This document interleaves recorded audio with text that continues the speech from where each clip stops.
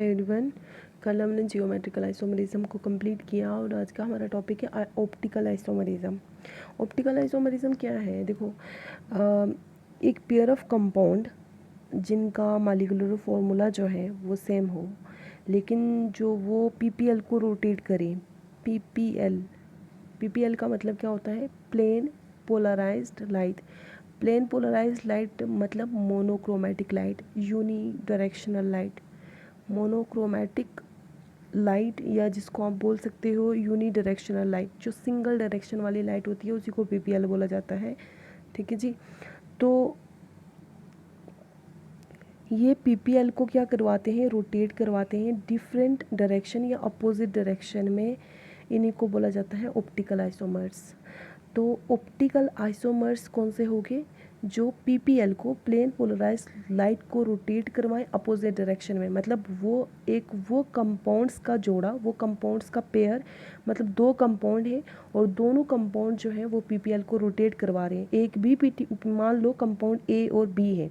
Compound A भी PPL को uni directional light को रोटेट करवाएगा, कंपाउंड बी भी यूनी डायरेक्शनल लाइट को रोटेट करवाएगा, लेकिन अपोजिट डायरेक्शन में। अगर ए लेफ्ट में करवा रहा है तो जो बी है वो राइट में करवाएगा। इसी को बोला जाता है ऑप्टिकल आइसोमर्स। अब इस फिनोमिनन को बोला जाता है ऑप्टिकल आइसोमरिज्म। ठीक है। उसके बाद जो आइसोमर है जो रोटेट करवाता है पीपीएल को, प्लेन पोलराइज्ड लाइट को लेफ्ट की तरफ, उसको बोला जाता है लीवो रोटेटरी। ठीक है, लीवो रोटेटरी बोलेंगे या फिर इसको बोलेंगे एल आइसोमर। और वो आइसोमर जो क्या करवाता है, प्लेन पोलराइज पीपीएल को रोटेट करवाता है राइट की तरफ, उसको बोला जाएगा डेक्स्ट्रो रोटेटरी, या जिसको बोलेंगे हम डी आइसोमर। अब जो डी और एल आइसोमर है ना, ये non super imposable mirror images होती हैं एक दूसरे की। मतलब अगर एक को दूसरे के, मान लो ए है और बी है, बी को उठा के आप ए पे रखोगे, ए, ठीक है, और बी को इसके ऊपर रख दिया, क्या बी ए को छुपा पाएगा? नहीं। क्यों? क्योंकि अगर ए दोनों सेम है तो ये एक दूसरे को ए पे ए आ जाएगा, छुपा लेगा। तो ये non super imposable mirror images होती हैं। नॉन सुपर इम्पोज मतलब जो, जैसे सारे, जैसे मान लो एक ये है हमारे पास बीच में सी है और ऐसा कुछ है, ऐसा तो मान लो यहाँ पे x है, यहाँ पे y है, यहाँ पर z है, यहाँ पर a, और दूसरा कोई कंपाउंड है जिसका यहाँ पर y है, यहाँ पर x है, यहाँ पर a है और z है। अब इसको उठा के इसके ऊपर रखोगे तो y जो है उसको छुपाएगा, a को छुपाएगा y, z को छुपाएगा x, a को छुपाएगा x को छुपाएगा a, और z को या इस y को यहाँ ये वाला z छुपाएगा। तो मतलब एक दूसरे की सुपर इम्पोज नहीं है। मतलब जो मिरर इमेज है एक दूसरे की, ये एक दूसरे के बिल्कुल एग्जैक्टली सेम नहीं आ रही। मतलब ए पे ए आना चाहिए था, जेड पे जेड आना चाहिए था, एक्स पे एक्स और वाई पे वाई, लेकिन ऐसा नहीं हुआ। तो इसी तरह ये non super imposable mirror images हैं। उसके बाद जो ऑप्टिकल जो आइसोमर्स होते हैं ना, ये इनकी सेम फिज़िकल और केमिकल प्रॉपर्टीज़ होती हैं। ऐसा नहीं होता कि अगर ये लाइट को डिफरेंट डायरेक्शन में रोटेट करवा रहे हैं तो इनकी डिफरेंट प्रॉपर्टीज़ होगी। जो एसेंशियल कंडीशन है कोऑर्डिनेशन कंपाउंड्स की कि वो ऑप्टिकल आइसोमर शो करें, वो ये है कि इनमें सबसे पहले प्लेन ऑफ सिमेट्री नहीं होनी चाहिए। इनमें प्लेन ऑफ सिमेट्री जो है वो नहीं होनी चाहिए। प्लेन ऑफ सिमेट्री का मतलब, जैसे मान लो ये कंपाउंड है सी और यहाँ पर है ए बी बी। अगर इस कंपाउंड को आप सेंटर से काटेंगे तो दो इक्वल हाफ्स में डिवाइड हो रहा है, ए इधर भी आ रहा है, बी इधर भी, इधर भी। ठीक है, तो इसमें ये हो गया सेंटर ऑफ सिमेट्री।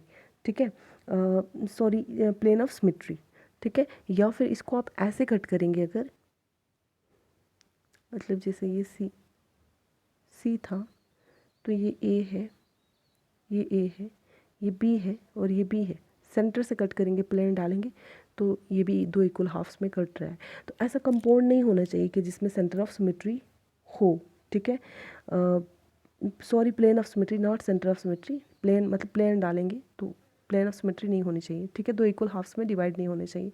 उसके बाद ऑप्टिकल आइसोमर्स जो हैं इनकी सेम फिजिकल और केमिकल प्रॉपर्टीज़ हैं। ठीक है।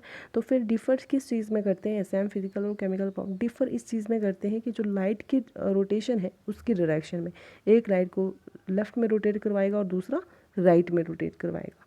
ठीक है। अब अगर हाँ, अब कितनी मतलब एक्सटेंट तक रोटेट करवा सकते हैं, तो जो एक्सटेंट है मोनोक्रोमेटिक लाइट की रोटेशन की वो दोनों में सेम होगी। मतलब डी आइसोमर भी उतनी मतलब जितनी एक्सटेंट तक एक आइसोमर रोटेट करवाएगा उतनी एक्सटेंट तक दूसरा आइसोमर भी रोटेट करवाएगा, लेकिन जो डायरेक्शन है रोटेशन की सिर्फ वो डिफरेंट करती है। अब अगर एक इक्वी मोलर मतलब सेम नंबर ऑफ, जिसमें मतलब इक्वी मतलब सेम नंबर ऑफ मोल्स की सोल्यूशन है, ठीक है, डी और एल आइसोमर्स की, तो वो ऑप्टिकली इनएक्टिव होती है। ऐसा क्यों? क्योंकि जो एक सेकेंड, क्योंकि क्या होता है कि एक लाइट को रोटेट करवा रहा है राइट में, दूसरा रोटेट करवा रहा है लेफ़्ट में, लेकिन मतलब सेम जो सेम एक्सटेंट तक, तो ये एक दूसरे के इफ़ेक्ट को कैंसिल कर देंगे। तो इस तरह का जो एक मिक्सचर होगा जिसको रेसिमिक मिक्सचर बोला जाता है, जिसमें दोनों आइसोमर ऑप्टिकल आइसोमर हो, एक राइट को 50% एक हो 50% एक हो, मान लो 50% डी है, डी आइसोमर है और 50% एल आइसोमर है, और दोनों राइट को रोटेट करवाने डिफरेंट डायरेक्शन में, एक राइट में एक लेफ़्ट में। तो जो सेम एक्सटेंट तक तो एक ये दोनों की रोटेशन का इफेक्ट मतलब दोनों क्या करते हैं, कैंसिल कर देते हैं। तो इसीलिए ये जो इक्विमोलर सोल्यूशन होगा डी एल आइसोमर का, ये ऑप्टिकली इनएक्टिव होगा। ठीक है। तो आई होप यहाँ तक आपको क्लियर हुआ होगा। चलिए आप चलते हैं ऑप्टिकल आइसोमरिज्म इन कंपाउंड्स हैविंग कोऑर्डिनेशन नंबर 4, और इसी के साथ हमें ये भी पढ़ना है ऑप्टिकल आइसोमरिज्म इन कंपाउंड्स हैविंग कोऑर्डिनेशन नंबर 6 हम कर लेंगे, आज हम सिर्फ 4 देखेंगे। देखो, अब जो टेट्राहेड्रल कॉम्प्लेक्स जिनमें 4 लाइगेंड्स होते हैं, ठीक है, जैसे मान लो ये कोई एक्स कंपाउंड है, तो ऐसा टेट्राहेड्रल स्ट्रक्चर होता है। ठीक है। तो ये ऐसे लाइगेंड हो गए यहाँ पर, है ना, यहाँ पर लाइगेंड्स है। तो टेट्राहेड्रल कंपाउंड्स जो है, कॉम्प्लेक्सेस जो हैं, जिनमें 4 डिफरेंट लाइगेंड, चारों के चारों डिफरेंट, मान लो ये ए, ये बी, ये सी और ये डी, 4 डिफरेंट लाइगेंड अटैच हों सेंट्रल मेटल आयन से, तो इनमें प्लेन ऑफ सिमेट्री तो नहीं होगा ना, क्योंकि अगर एक को इधर से काटोगे तो ये अलग है, ये अलग है, ये अलग है, ये अलग है, सेम तो है नहीं। तो अगर इनमें प्लेन ऑफ सिमेट्री नहीं है, तो इनमें प्लेन ऑफ सिमेट्री नहीं है, तो ये ऑप्टिकल आइसोमरिज्म शो करते हैं। ठीक है। अगर चारों के चारों लाइगेंड डिफरेंट होंगे तो, अगर सेम होंगे तो तब शो नहीं करेंगे। अब इस तरह के जो ऑप्टिकल आइसोमर्स होते हैं ना, ऑप्टिकल एक्टिव कंपाउंड्स होते हैं ना टेट्राहेड्रल कॉम्प्लेक्स के, ये हम आइसोलेट नहीं कर सकते। क्यों? क्योंकि ये काफ़ी लेबाइल होते हैं नेचर में। अब लेबाइल का मतलब क्या होता है, यहाँ पर लेबाइल और इनर्ट का आपने सुना होगा। तो देखो, अगर लेबाइल का मतलब होता है ईज़िली रिप्लेस हो सकते हैं। ईज़िली रिप्लेस मतलब जैसे ये मेटल और ये लाइगेंड का जो बॉन्ड है, मान लो ए लाइगेंड है, इन दोनों का जो बॉन्ड है ये ईजिली ब्रेक हो जाता है। तो अगर ब्रेक हो जाएगा तो लेबाइल, नहीं ब्रेक होगा मेटल लाइगेंड का बॉन्ड तो ये होंगे इनर्ट। तो ये ईजिली जो है ये ब्रेक होके रिप्लेस हो जाते हैं। तो इस तरह ये जो मतलब इनको हम आइसोलेट नहीं कर सकते, क्योंकि बॉन्ड ही ब्रेक हो जाएगा तो रिप्लेस हो जाएंगे, तो आइसोलेट कैसे करोगे आप। ठीक है। दूसरी बात ये हमने कर लिया कि tetrahedral complex having 4 ligands attached and don't have plane of symmetry in them, they show optical isomerism। ठीक है, ये हमने देख लिया है। ठीक है, और इनको आइसोलेट करना काफ़ी पॉसिबल नहीं है, क्योंकि ये काफ़ी लेबाइल है नेचर में, मेटल और लाइगेंड का बॉन्ड टूट जाता है और ये इजीली रिप्लेस हो जाते हैं।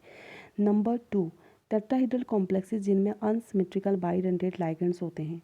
अनसिमेट्रिकल बाइडेंटेड लाइगेंड्स ये रिलेटिवली स्टेबल होते हैं और ये रिजॉल्व हो जाते हैं ऑप्टिकली एक्टिव फॉर्म में। जैसे कि हमने यहाँ पर एक एग्जांपल लिया, बिस बेंजोइल एसिटाइल एसीटोनेटो कॉपर सेकेंड। ठीक है, तो ये इसका ये और ये इसका मिरर इमेजेस। ठीक है, दोनों नॉन सुपर इम्पोजेबल है। क्यों? क्योंकि यहाँ पर CH3 और यहाँ पर C6H5, तो इसके ऊपर ही आएगा तो इसको छुपा नहीं पाएगा। ये C6H5, यहाँ पर CH3, तो ये भी नॉन सुपर इम्पोजेबल है। यहाँ पर CH3 आ रहा है, यहाँ पर C6H5, तो non super imposable mirror images हैं। ठीक है। अब ये जो है ये डी आइसोमर है। ठीक है, अगर ये डी है तो ये कौन सा होगा, एल होगा। ठीक है, अब ये इसको देख के कैसे बनाया, देखो बीच में मिरर रख दिया, मिरर के पास जितनी कोई चीज़ मिरर के पास होगी वो उतनी पास दिखेगी, और जितनी कोई दूर होगी वो उतनी दूर दिखेगी। तो ये दोनों पास है मिरर के, तो इसलिए ये दोनों यहाँ पास, ये दोनों मिरर से दूर है तो ये इधर, ये दूर आ गए, बाकी पूरा सेम है। ठीक है जी, चलिए आप देखते हैं थर्ड पॉइंट कि यूजुअली जो स्क्वायर प्लेनर कम्प्लेक्सेस होते हैं वो ऑप्टिकली एक्टिव नहीं होते, क्योंकि उनमें प्लेन ऑफ सिमेट्री होती है। मतलब देखो जैसे हमारे पास ये कोई ऐसे होते हैं, ये ऐसा कुछ हुआ तो इनमें प्लेन आराम से आ जाता है, तो प्लेन ऑफ सिमेट्री जो है वो इनमें होती है, जिसकी वजह से ये ऑप्टिकल एक्टिव नहीं होती है। लेकिन कुछ स्क्वायर प्लेनर कॉम्प्लेक्सेस जो हैं वो ऑप्टिकल एक्टिव हैं। देखो एक्सेप्शंस आर एवरीवेयर देयर। तो अभी ये हमारे पास एक एग्जांपल है, हमारे पास ये वाली आइसो ब्यूटिलीन डाइअमाइन मीज़ो, ये स्टिल बीन डाइअमाइन प्लेटिनियम सेकेंडाइन। ठीक है, तो ये यहाँ पे ये वाली, ये जो है स्क्वायर प्लेनर कॉम्प्लेक्स है और ये ऑप्टिकली एक्टिव है। ठीक है, अब कुछ एक्सेप्शंस होती हैं, तो आज के लिए इतना ही। कल हम करेंगे ऑप्टिकल आइसोमरिज्म में 6 कोऑर्डिनेटेड कॉम्प्लेक्सेस। Thank you.